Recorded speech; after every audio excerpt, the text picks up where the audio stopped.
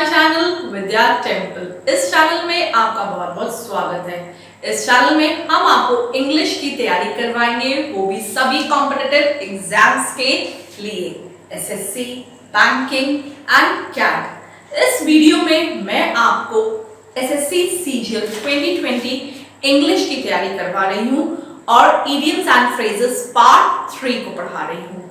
अगर आप मेरे चैनल पर फर्स्ट टाइम आ रहे हैं तो हमारे चैनल को सब्सक्राइब करिए और नोटिफिकेशन आइकन को, बेल आइकन को प्रेस करिए, जिससे कि आपको नोटिफिकेशंस मिलती रहे और आप रेगुलरिटी मेंटेन करते रहे।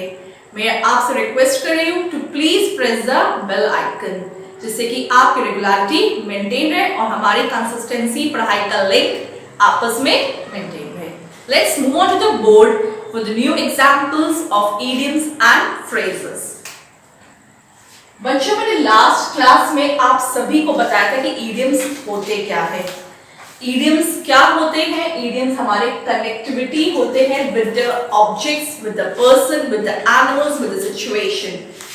ये conditions को relate करते हैं, conditions को relate करते हैं। क्या करते हैं बेटा? रिलेट करते हैं, कनेक्टिविटी देते हैं। बच्चों क्या करते हैं? कनेक्टिविटी देते हैं। Connectivity with the situation,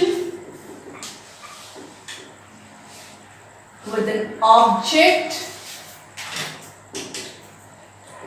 situation के साथ, ऑब्जेक्ट के साथ, क्लाइमेट के साथ भी हो सकता है, पर्टिकुलर पर्सन के साथ भी हो सकता है। ये हमारे सिचुएशंस को कनेक्टिविटी देते हैं।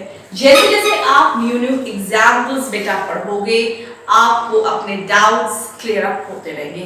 The more you study the examples, the more your windows of expressions and doubts get clear out.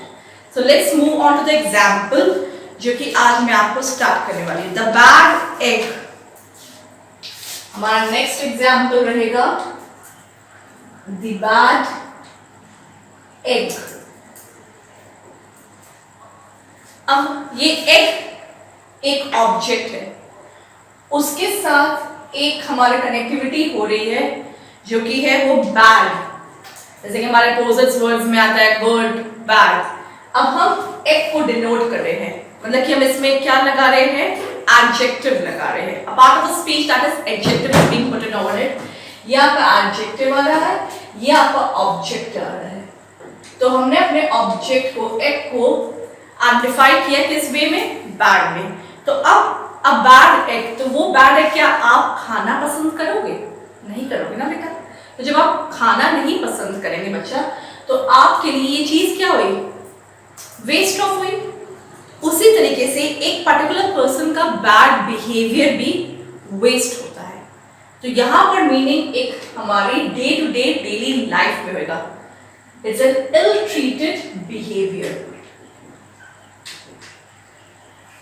आप कनेक्ट करके कि बैड का सिनोनियम एक तरीके से लिख सकते हैं। इसमें एक ट्रिक ये भी होती है, सिनोनियम्स लिख दे। इल ट्रीटेड बिहेवियर। अब अगर आप बैड का इल ट्रीटमेंट कर रहे हैं, बैड को इल ट्रीटमेंट करें, तो आप एग नहीं लिख सकते, because egg is not ill treated. Ill treatment के साथ हमारा क्या सुटेबल रहेगा? बिहेवियर। तो ये ट्रिक मैं बता रही हूं आपको कि बैड का सिनोनिम्स अगर आप लिख देंगे इल ट्रीटेड, तो वो आपके लिए यूजफुल रहेगा। You will be very easily to learn it up. आपको लर्न करने में, अपने एग्जाम्पल सेटअप करने में बहुत आसानी रहेगी।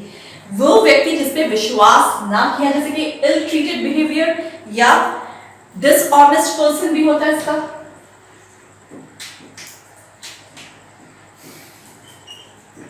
डिसऑनेस्ट पर्सन भी होता है।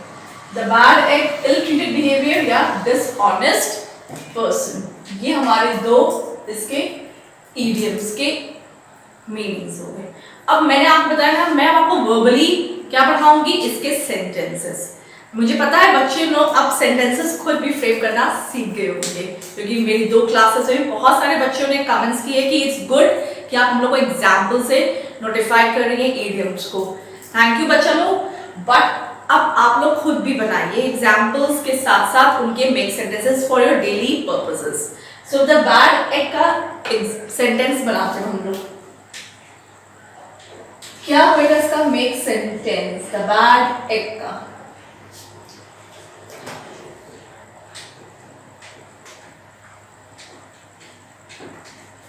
My neighbors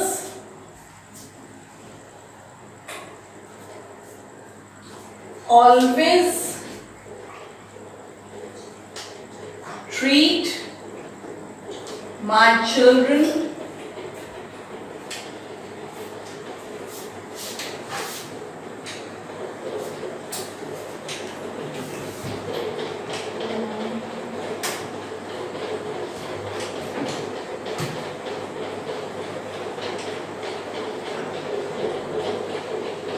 My neighbors treat my children in the bad egg way. Bad egg way मतलब कि उनका बिहेवियर जो है ill treatment वाला होता है, bad behavior होता है, dishonest person भी हम लोग इसको बोल सकते हैं। The bad egg, the dishonest person या Mrs. Shukla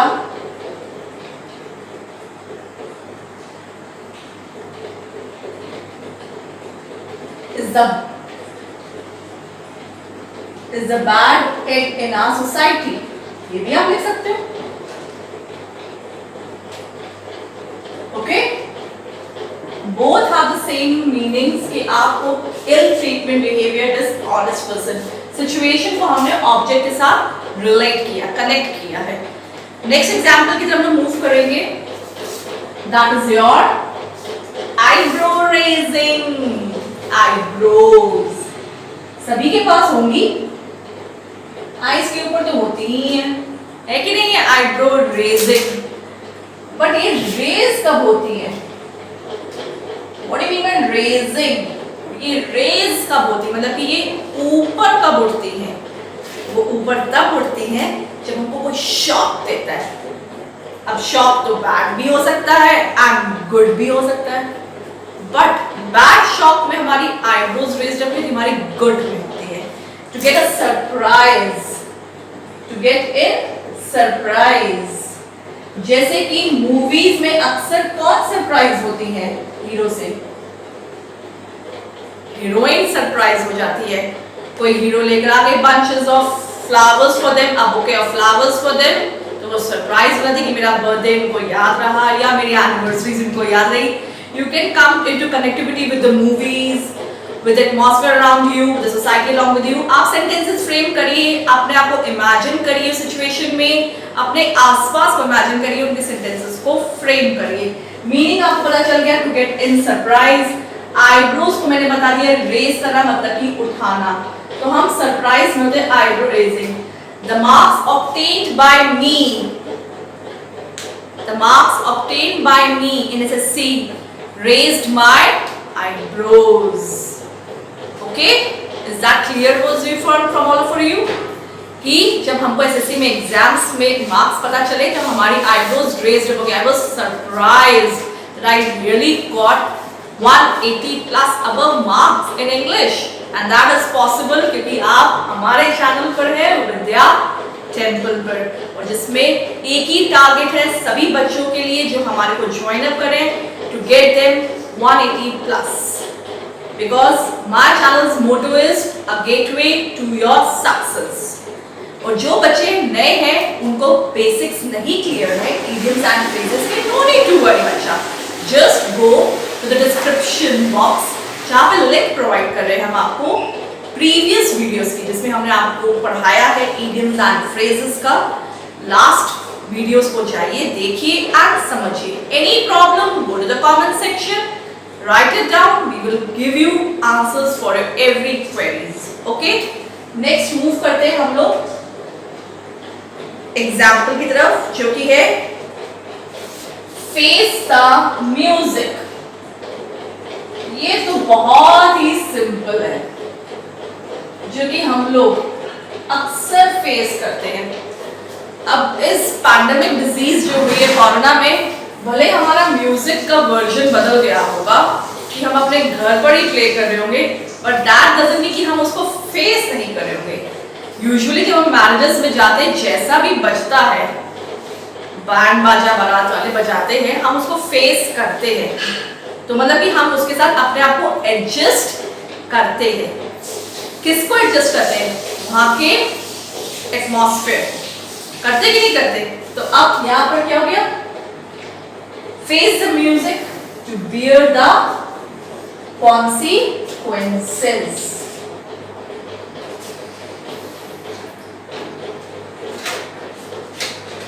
To bear the consequences, हालात को फेस करना, face the music।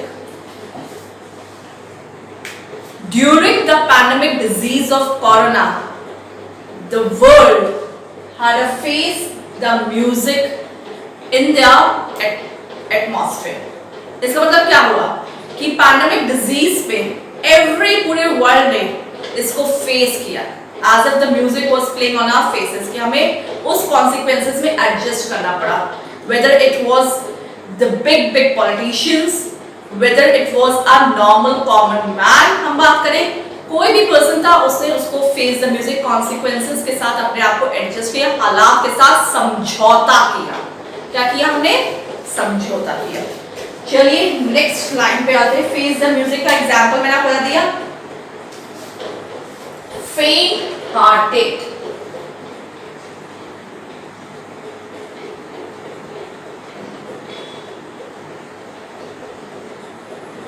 हार्ट का मीनिंग क्या होता है? दिल। फेंट का मीनिंग क्या होता है? वो चीज जो जल्दी डरती, फेंट हो जाती है, या हमें कोई न्यूज मिलती है, वी गेट फेंटेड, बेहोश हो जाते हैं।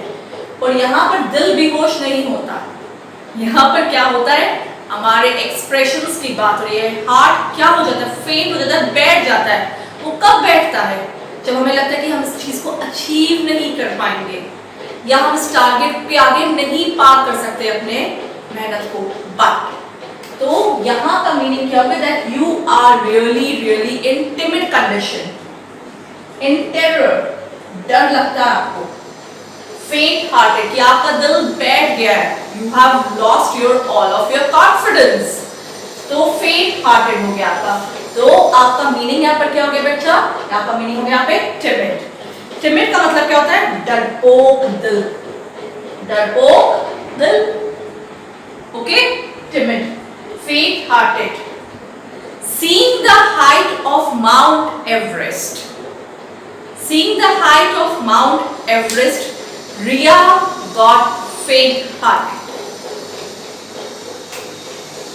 Okay, seeing the height of Mount Everest, my heart got fainted भी हो सकता है कि मेरा हार्ट फेंटेड हो गया, मतलब कि मैं डर गई या मैं बैठ गई, मेरा कॉन्फिडेंस लेवल लो हो गया जैसे मैंने माउंट एवरेस्ट की हाइट देखी।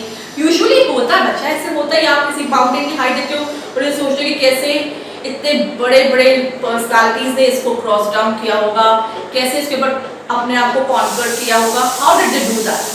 तो बट हमने जैसे हाइट देखी, हमारा लेवल ऑफ कॉन्फिडेंस लो हो गया, तो हमारे को क्या हो गया वहां पर? फेंट heart. Okay, is that clear?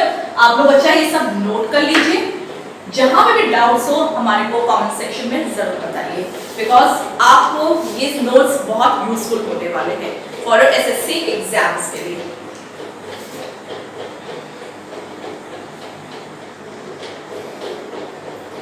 चलिए आगे बढ़ते हैं और हम न्यू एग्जाम्पल्स लेते हैं इडियम्स के, और आपकी डाउट्स को क्लियर अप करते हैं, कंसेप्ट्स को ज्यादा स्ट्रॉन्ग करते हैं। ईच एंड एवरी एग्जाम्पल जितने भी मैंने करवाए आपको लग रहा होगा डिफरेंट है, और अगर आपको अपनी प्रैक्टिस को और स्ट्रॉन्ग बनाना है और एसएससी में अच्छे मार्क्स स्कोर करने हैं, मेरे टारगेट्स को अचीव करना है 180 प्लस को, तो हमारे मेहनत पर जाइए। हमने आपके लिए vidyatemple.com वेबसाइट बनाई है, जिस पर मैं आपको free PDFs and quizzes provide कर रही हूँ, जिसका डिस्क्रिप्शन के लिए आपको सिर्फ और सिर्फ कहाँ जाना पड़ेगा? www.vidyatemple.com पर, और वहाँ पर आपको फ्री पीडीएफ एंड क्विज़ेस मिलेंगे। चलिए नेक्स्ट एग्जाम्पल की ओर मूव करते हैं, दैट इज फेड अप। ये तो बहुत कॉमन सा है, समझ लीजिए। आई am really fed up of you, हम लोग बोलते हैं, हम लोग कब बोलते हैं कि I am really fed up of you? चलिए हमने तो आपको उल्टा कर दिया, सेंटेंस पहले बता दिया, मीनिंग आपसे पूछते हैं। फेड अप का मीनिंग बच्चा होता है कि I am really stressed out with you, कि मैं आपसे तंग आ चुकी हूँ। I am really annoyed with you. क्या होता है? अननॉयड, जब पर्सन बहुत ज्यादा आपसे स्ट्रेसफुल हो जाता है, पता है कि इसके आगे हमारा कोई भी बात इस बच्चे ने सुननी नहीं है, या किसी पेरेंट्स की बात बच्चा नहीं सुन रहा है, तो उनको क्या लगता है कि we are really fed up of our child, कि वो हमको बहुत ज़्यादा तंग करता है, अनॉयड करता है, हमारी हर बात पे अपने क्वेश्चंस अराइज करता है, हर बात को हमारी काटता है, तो उसमें हम क्या बोलते हैं? Fed up. यहाँ पे फेड मतलब वो नहीं कि हम आपको फीडिंग कर रहे हैं, खिला रहे हैं। Don't please look at the spelling, आप कंफ्यूज्ड मत हो बच्चा, आपको क्या करना है? फेड अप, अनॉयड, इसका मीनिंग क्या हुआ? Annoyed. The parents were really fed up of their child Rahul because he did not listen to them. आपका सेंटेंस फ्रेम हो गया, मैंने आपको दो सेंटेंस बता दिए, I'm really fed up of you, या ये भी हो सकता है The parents were really fed up of their child Rahul because he did not listen to them. जल्दी जल्दी जैसे मीनिंग क्लियर होते जाए, वैसे वैसे अपने आप को, मैंने क्या कहा, उसमें इमेजिन करना शुरू कर दीजिए, एग्जाम्पल्स को, उसके में सेंटेंसेस के फॉर्म में, जैसे कि आपको फंडास बहुत ज़्यादा क्लियर है। नेक्स्ट एग्जाम्पल की तरफ हम लोग मूव करते हैं, और नेक्स्ट एग्जाम्पल है हमारा द ग्रीन आइड मॉन्स्टर।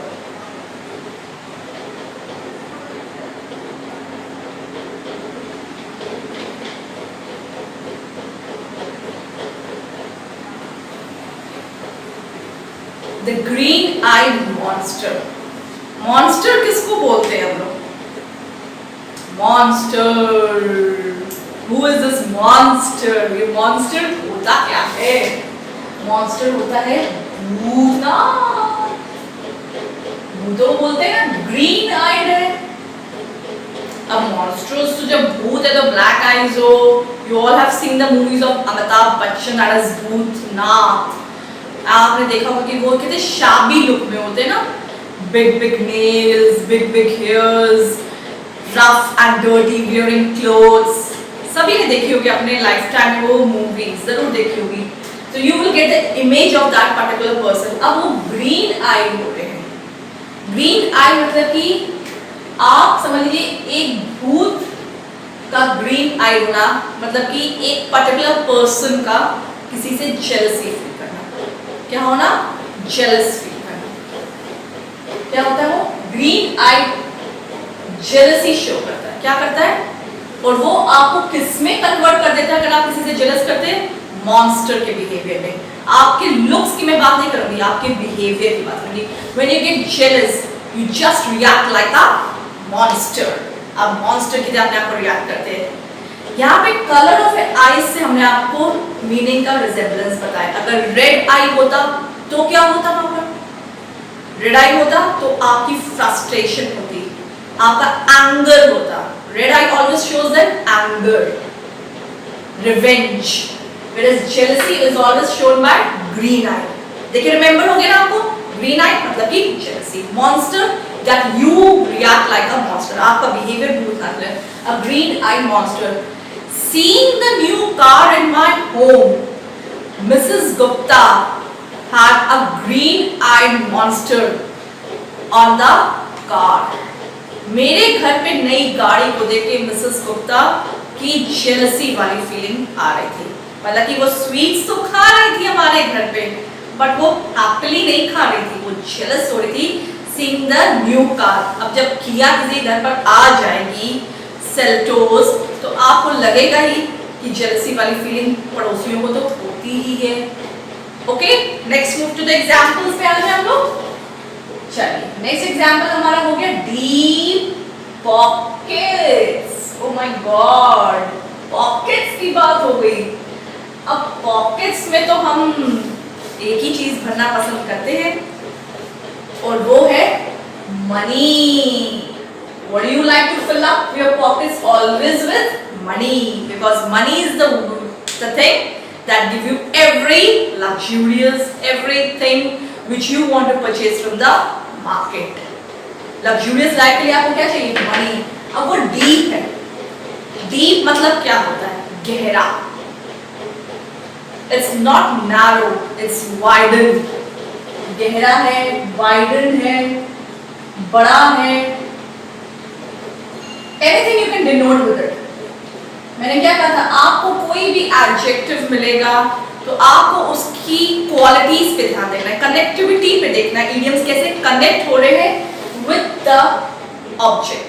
यहाँ पे पॉकेट्स आपकी ऑब्जेक्ट पैंट्स पे लगती है, जीन्स पे लगती है, पैजामास पे लगती है, but view are what are you viewing over it? उस पे आप क्या व्यू कर रहे हो? उस पे आप उनको मनी पुटअप कर रहे हैं। तो डीप पॉकेट्स का मीनिंग क्या हुआ? A lot of money. और हर किसी की विश होती है कि हमारे पास अ लॉट ऑफ मनी रहे। रहती है नहीं रहती है? सभी की रहती है। तो चलिए इसका सेंटेंस फ्रेम करते हैं। The teachers in Diwali wished to have deep pockets from the principal, कि उनको lot of amount of money मिल जाए प्रिंसिपल से। या the employees of the company wish to have deep pockets in the form of Diwali bonus। तो आप किसी भी sentence को कर सकते हो। मैंने क्या कहा, मनी है तो आप कॉर्पोरेट वर्ल्ड में चले जाइए। अगर आप ग्रीन आई में आंखों में आ रहे हैं तो आप तब भी कॉर्पोरेट वर्ल्ड में जा सकते हैं या अपने नेबर्स में जा सकते हैं। बट अब फेड अप है तो मैंने आपको नहीं बताया एनॉयड, और ये तो देखिए यूजुअली सभी के साथ होता है। एनॉयमेंट हो गया, बच्चे के साथ हो गया, सास बहू का हो गया, बेटे और बाप का हो गया, सभी के साथ होता रहता है। तो मैंने क्या कहा, अपने फैमिली से रिलेट कर सकते हैं, अपने कॉर्पोरेट लेवल पे आप आपको कनेक्ट कर सकते हैं। जैसे आप कनेक्टिविटी पे डालेंगे you will get the sentence, you will get the meaning. Okay, चलिए नेक्स्ट हम लोग एग्जाम्पल की तरफ मूव करते हैं। वो है इडियम्स का ड्रॉ अ लाइन। ये तो हमको ले गया रामायण कथा की तरफ। कैसे? क्योंकि लक्ष्मण जी ने सीता जी के लिए क्या बनाई थी? एक रेखा, एक लाइन बनाई थी कि वो उस लाइन को पार नहीं करेंगी। क्यों नहीं पार करेंगी? क्योंकि उनके लिए वो डेंजर जोन ना बन जाए। अगर वो बाहर जाएंगी तो उनके लिए डेंजर है, इसलिए टू सेफ गार्ड, उनको प्रोटेक्ट करने के लिए उन्होंने उनके लिए क्या बनाई थी? लाइन बनाई थी। तो यहाँ पर हम भी एक लाइन बना रहे हैं। तो लाइन हमारी क्या तरीके की क्वालिटी प्रेजेंट करती है? अगर लाइन बन जाती है तो लाइन मीन्स व्हाट? लिमिटेशंस हो जाती है। क्या हो जाती है हमारे लिए लाइफ में? लिमिटेशंस हो जाती है। तो इसका मीनिंग भी वही रहेगा। ड्रॉ अ लाइन का मीनिंग हो जाएगा सीमा निर्धारित करना, टू फिक्स अ लिमिट।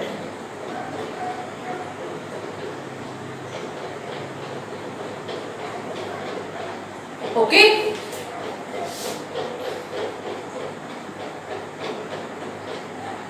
आप सभी को क्लियर हो रहा होगा यहाँ तक सभी पॉइंट्स, और जो नहीं क्लियर हो रहे हो वो अपने कमेंट सेक्शन में हमें डाउट्स पे जरूर बताएं।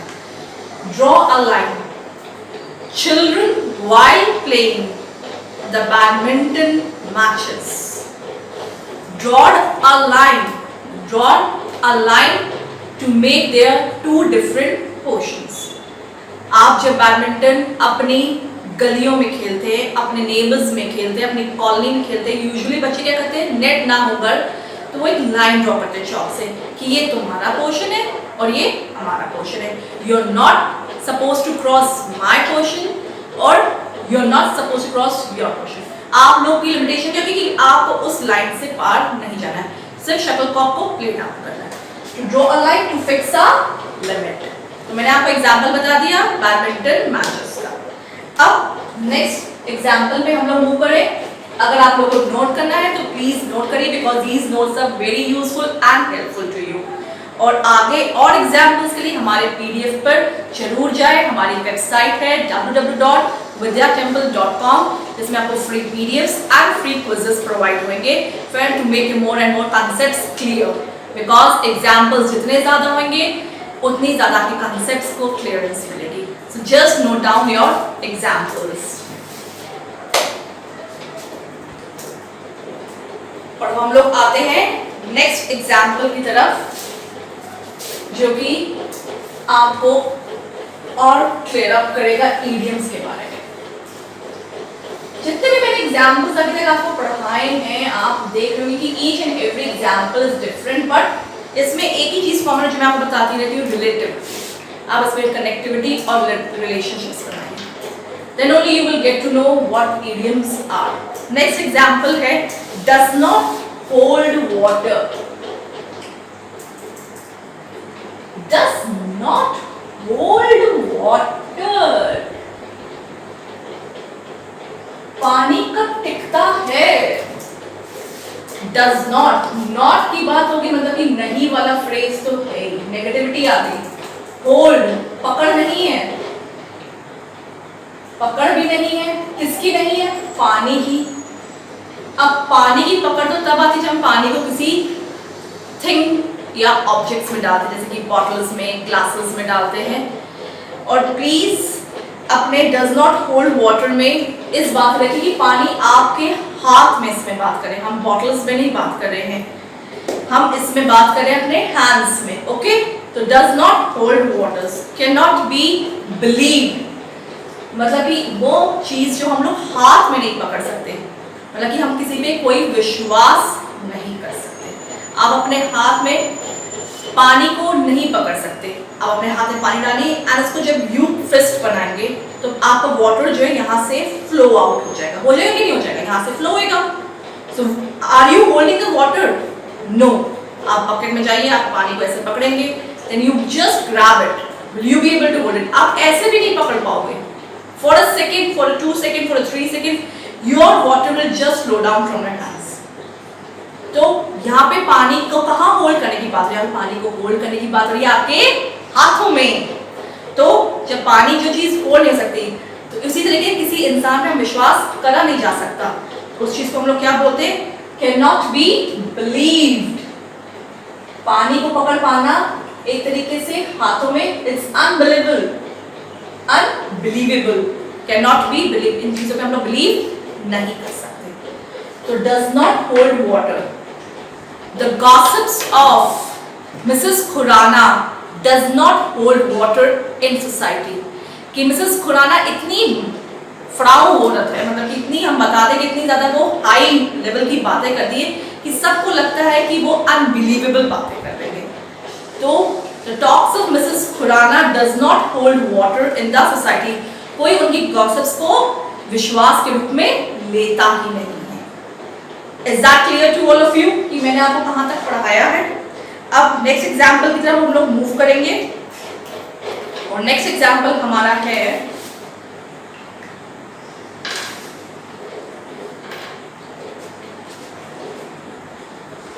tall tales।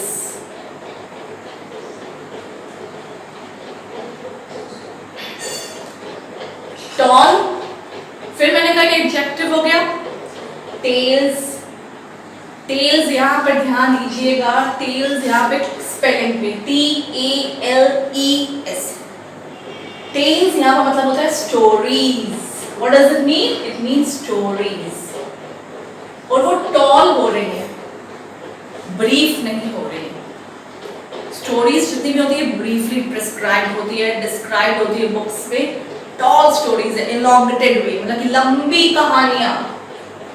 किसी को कहते हैं ना हम लोग, इतनी लंबी बातें मारते हो तुम, बोलते कि नहीं करते? मतलब कि वो क्या कहते हैं? डींगे मारता है। और डींगों को इंग्लिश में क्या बोलते हैं? Boasting, to boast.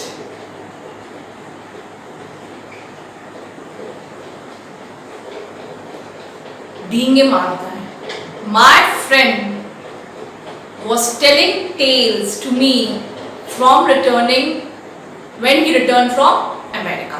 तो क्या हो जाएगा इसका कि जब वो अमेरिका से रिटर्न हुआ तो उसने मुझे टॉल टेल्स बनाई, लंबी लंबी कहानियां सुना रहा था, अपनी ढींगे मारा था कि he went over there, he went over there। तो वो अपनी बातें कर रहा था। My friend told me tall tales to me after returning from America। देखिए एग्जाम्पल्स में अब कहानी कौन बनाता है? जो वो हमको उस जगह के बारे में जिसके बारे में हमारे को जानकारी ना। हमने इसको सेंटेंस में रिलेट किया, और सेंटेंस में जब रिलेट किया तो हमारे को इस इडियम का मीनिंग और भी ज्यादा क्लियर हो गया। ये छोटी छोटी ट्रिक्स आपको बहुत ज़्यादा यूजफुल रहेंगी जब आप हमारे पीडीएफ्स को पढ़ेंगे। पीडीएफ्स पढ़ने के लिए हमारी वेबसाइट पे आपको लॉग इन करना पड़ेगा और ये ट्रिक्स आपके लिए बहुत ज़्यादा यूजफुल और वहाँ पर रिटन रहेंगी। जब भी आप एग्जाम प्रिपरेशन करेंगे आपको रिवाइज रहेंगी। ओके, नेक्स्ट एग्जाम्पल की तरफ हम लोग मूव करने जा रहे हैं और नेक्स्ट एग्जाम्पल है मेक अ फॉर्च्यून।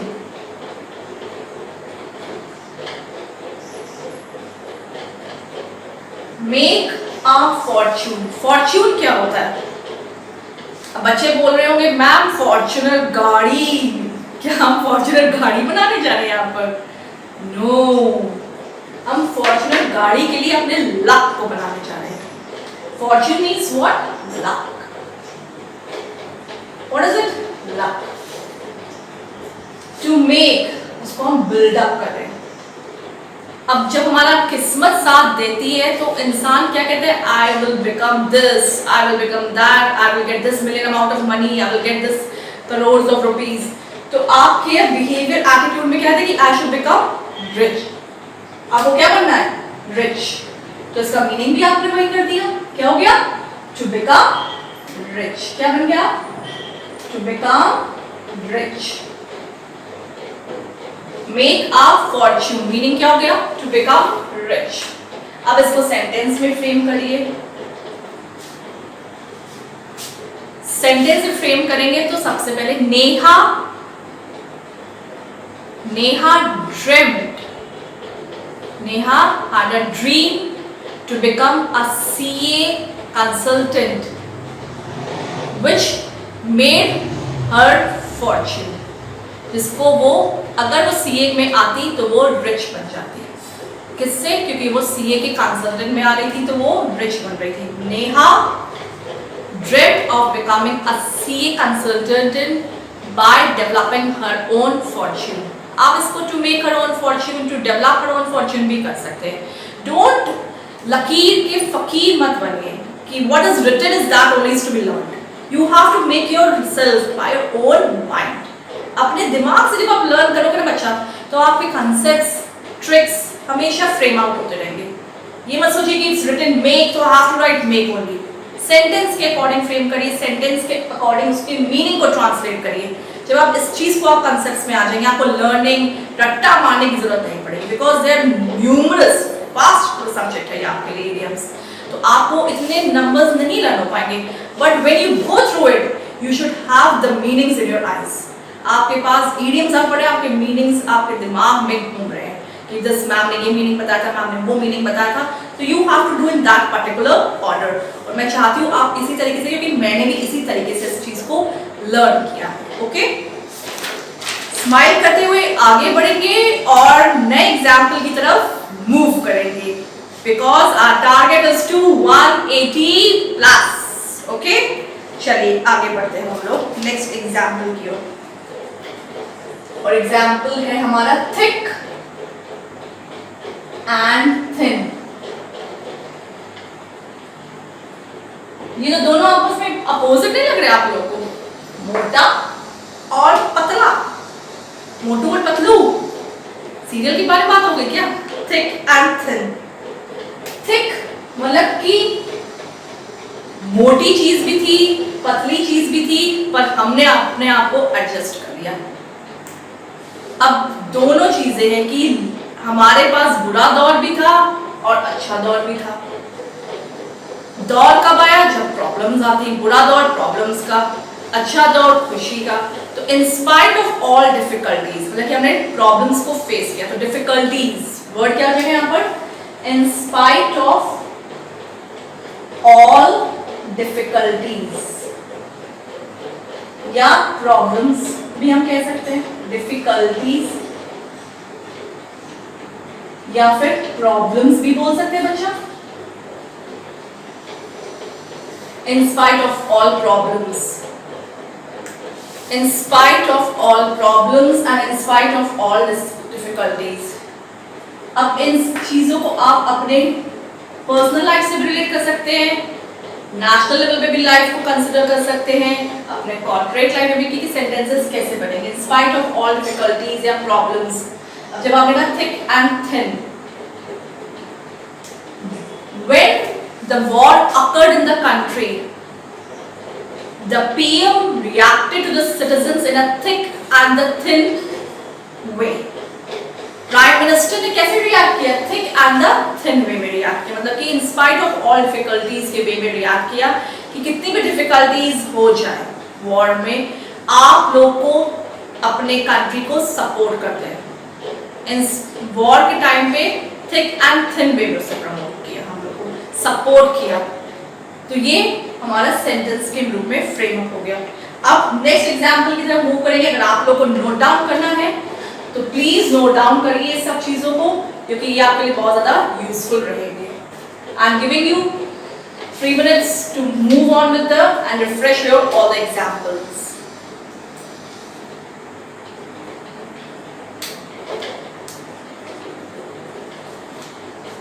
चलिए नेक्स्ट एग्जाम्पल की ओर मूव करते हैं।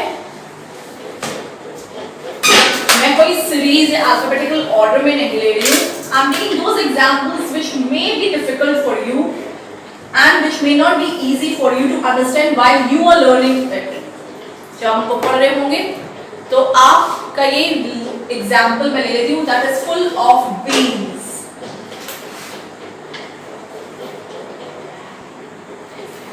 फुल है, भरा हुआ,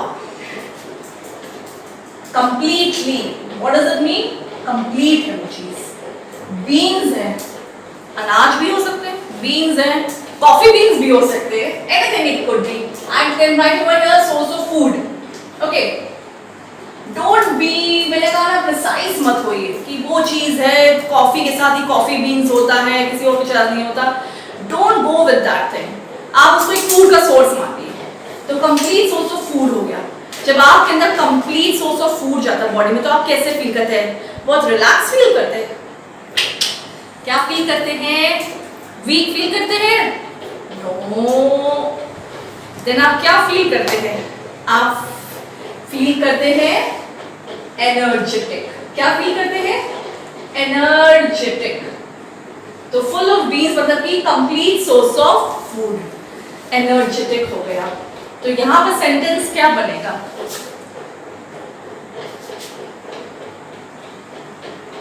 When farmer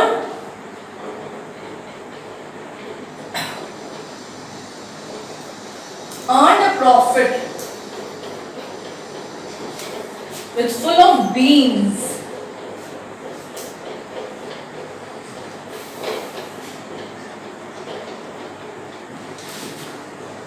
his happiness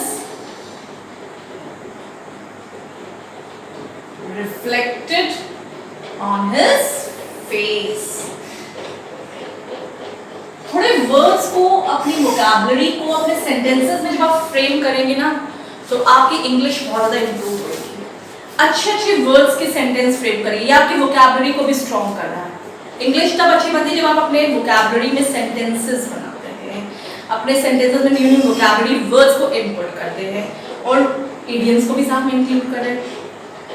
चलिए बच्चों, आज की क्लास यहीं पर एंड अप होती है और मैं आप सभी को रिक्वेस्ट करूंगी कि हमारी वीडियो को लाइक करिए, ज़्यादा से ज़्यादा शेयर करिए और कमेंट सेक्शन में अपनी क्वेरीज को प्लीज प्लीज प्लीज प्लीज लिखिए, क्योंकि आपकी क्वेरीज हमारे लिए फीडबैक है। इंग्लिश से बिल्कुल मत डरिए, क्योंकि इंग्लिश इम्पॉसिबल सब्जेक्ट नहीं है। सिर्फ और सिर्फ you have to remember tricks taught by me and be regular to my channel. Okay? Be regular to my channel और आप लोग अपने